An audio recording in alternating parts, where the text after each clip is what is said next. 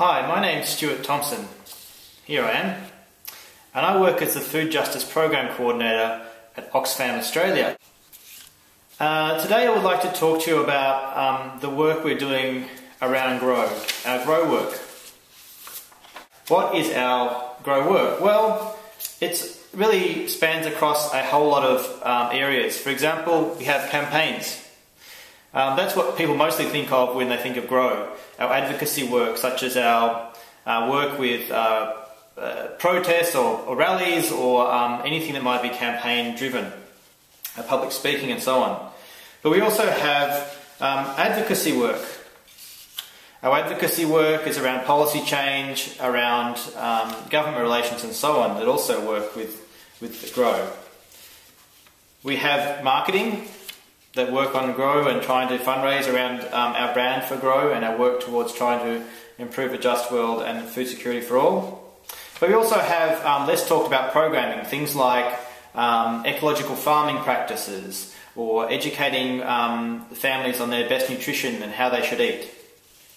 So programming. We also have humanitarian. We have disaster risk reduction, and we have people working on things such as making sure people plant the right crops so they're drought resistant and so on, or storage of crops so they last during the times where things may be lean. We also have research into things like food price volatility, and so we have a whole range of areas that our Grow work do. Okay, so the first step is to come up with your design or your model of change. This is of course after you have a good understanding of the context, the issues that you're dealing with, so you can put together a comprehensive and detailed model of change. So a model of change basically is this. You set up your target, which I call the bullseye, and where you're going, and you talk about the changes that will lead to that bullseye being met. So what things will happen? In this work it might be policies changed, it might be that attitudes change to different food choices and so on. So you have many different streams of changes that will lead to the bullseye or your ultimate goal being reached. And they might be a collection of programmatic work again, advocacy work, humanitarian work, campaigns, research and marketing. All moving towards your actions to cause those changes to reach that bullseye. So that's your model of change.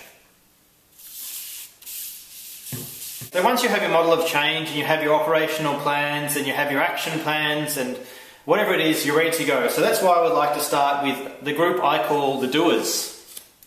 Now the doers, what they do is they do things. So for example, this person might be engaged with holding education sessions for a community about how best to farm ecologically and most sustainably. This person might be coordinating and leading a rally or a public demonstration. This person might be submitting a document to members of parliament. This person might be writing a piece of research, or so on. So we have the doers, the people who are at the coalface and they do all this work. So one thing the doers are good at is they're doing activities, and they're good at telling us about what they do. So the first step in the monitoring, evaluation, learning for Grow at Oxfam Australia, we get them to update their activities. So those doers update their activities, and for us what we get them to do is that we get them to update their activities on the Ushahidi crowd map. Now this can be done either by mobile phone or it can be done also by computer, depending on what you want to do. But basically the Ushahidi crowd map is a place where people can update their activities quite simply, and then it's presented on a map such as this, a geographical map with red dots showing the different activities that are going on. Okay, the second group I'd like to talk about is the talkers. Those are the people that may be activists, the doers, but they may be also other people outside that community, subject matter experts, researchers, anyone who has an interest in the community. And I suppose that another way of calling these talkers is a learning community. And they do a lot of talking, blah, blah, blah. And they talk a lot. Now, a lot of times in Oxfam, these talkers meet at certain meetings and they have lovely exchanges, and it's all very nice. And there's different ways of meeting, but one of the online ways of meeting, and it seems to be the most popular way of meeting amongst most of the staff at Oxfam and across our partners, is on Facebook, whether we like it or not. So we've set up a Facebook learning page for Grow in Australia, where different people from the community can come and they can talk, they can chat, they can put comments up on the Facebook page, and so on.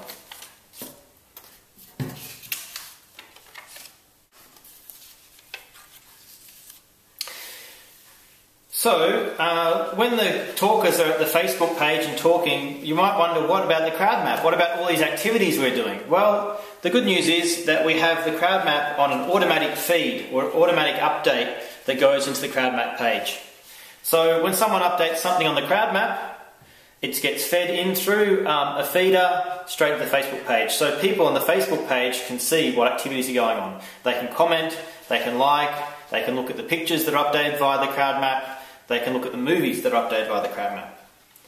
We also have put in another thing that feeds into the Facebook page, and that's other external pages. You know, the pages that when in the morning you sit down and you have your cup of coffee in hand and you might flick through the most interesting pages on the internet in relationship to your work, whether that be climate change, whether it be policy change, you have your favourite. We've compiled the most used pages and we've fed them in through a word search function into the Facebook page. So you have on the Facebook page all the information, a lot of information going into this Facebook page, from our activities to the external context based on different people writing about what's going on, and of course our friends in the learning community talking a lot about it. The problem you will know for people who use Facebook, if you have all this information going into the Facebook page, it's a long and extensive list of information to deal with. And so I want to bring in the dilemma of the third group we talk about, which are the herders. Now these people are often coordinators, managers, and they're trying to make some sort of sense out of what is actually going on this Facebook page. A lot of rich information there, but pretty hard to figure out what's going on. So what we've come up with in our work at Oxfam Australia is we're developing a Facebook app. Now this Facebook app, basically what it does is it draws information from the Facebook page into the app, depending on what you want to search for. So for example, let me provide an example. I want to know on the Facebook page, the last month, everything that the Sri Lankan team has submitted from the crowd map onto Facebook, and all the comments about that, whether they be pictures or films or anything. Now, what the app does is it draws out that information that you're searching for and spits it out into a Word document. So you have exactly what you want to know from the Facebook page, which is the source of your information, into an organised Word document. So that's one good function of the Facebook app that we're developing. The second thing that we're doing is we're also allowing for a search function to create what we call word clouds. And word clouds are things such as this, which basically the most used word in your search will be the largest word on the word cloud, such as sustainable in this search, or development, or so on. And you can get a representation of different words based on your search. Also, what we're attempting to do in our app is we're coming up with things we call picture clouds as well. So the most liked picture will be the largest, and the less liked picture will be the smallest. And we're going to do the similar thing for videos and YouTube clips that are the most viewed.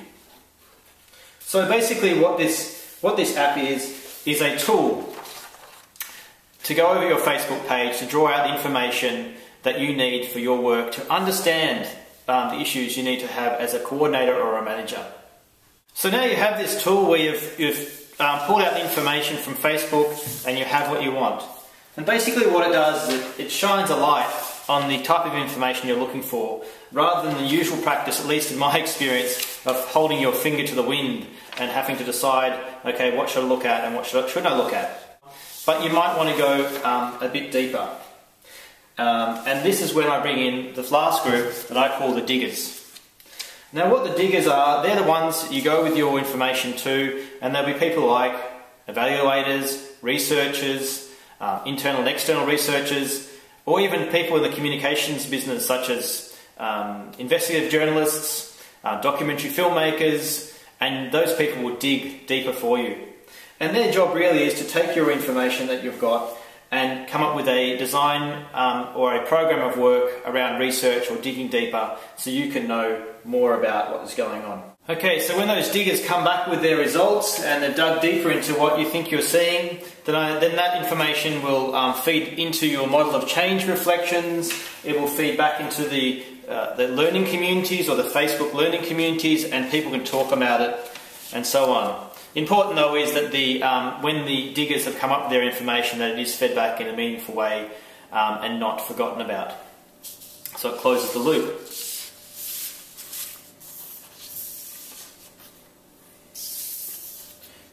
So some of the advantages with this approach are that I believe it's practical and realistic.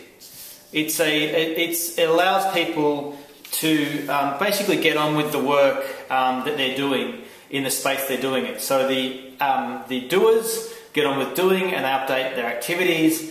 The community who like talking about it, talk about it. The the coordinators who are coordinating, or the herders, can make meaningful information out of what people are talking about and what activities are going on. And the evaluators, researchers, and those dig deeper from the communications point of view can dig deeper. So everyone gets on with their work and but is connected to each other. Also, what I like about this approach is it keeps a community interest at the centre. It links up the activities to the evaluation very clearly through a community interest lens. So whatever the community is interested in, whatever they see as important, forms the place where evaluators, researchers dig deeper and where we look at our model of change work. And I suppose one of the big advantages is it's pretty much real time. It's real time monitoring, so you can also use these online platforms and extract information at absolute any time, depending on when you want to extract it and what you want to extract it for. So if you have any questions at all about this process, please do contact me, Stuart T at oxfam.org.au, and I'll be happy to explain it further or answer any questions you may have. Thank you.